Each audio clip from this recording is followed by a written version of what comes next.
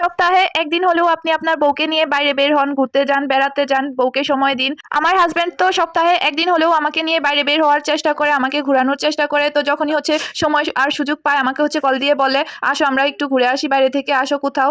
তো এইরকম ভাবেই অনেক সময় বলে কল দিয়ে, তো আমিও বের হয়ে যাই। তারপর আমরা দুজন মিলে অনেকক্ষণ সময় ঘোরাঘুরি করি আর খুবই ভালো লাগে। আর শীতের রাতে ঘোরাঘুরি করতে একটু বেশি ভালো লাগে। তো আর যখনই আমরা ফুলের দোকানের সামনে দিয়ে যাই হেঁটে, আর তখনই আপনাদের ভাইয়া আমাকে না বলেই ফুলের দোকানে নিয়ে আমাকে চলে আসে। তো তারপর আমার জন্য ফুল নেয়। তো এখানে আমাকে বলতেছিল কি ফুল নিবে, কিরকম ফুল নিবে।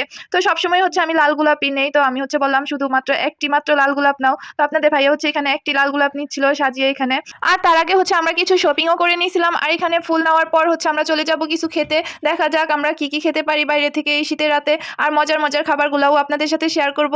আর দেখেন কি একটা অবস্থা, একটুখানি ফ্রেশ আয়না পেলাম না আমি ভিডিও করার জন্য। আচ্ছা যাই হোক। আর তারপর আমরা একটু রেল লাইনের উপরে হাঁটলাম দুজন একসাথে। আর তারপর চলে আসলাম এখানে খাবার খাওয়ার জন্য। আর তারপর প্রথমেই খেয়ে নিলাম চিতই পিঠা ভর্তা দিয়ে। আর তারপর নিয়ে নিলাম ভাপা পিঠা। দেখেন ভাপা পিঠাটা কত বেশি লোভনীয় লাগতেছিল। আর তারপর চলে আসলাম নাস্তা খেতে। আর তারপর নাস্তা খাওয়ার পর আমরা দুধ চা খেয়ে নিলাম।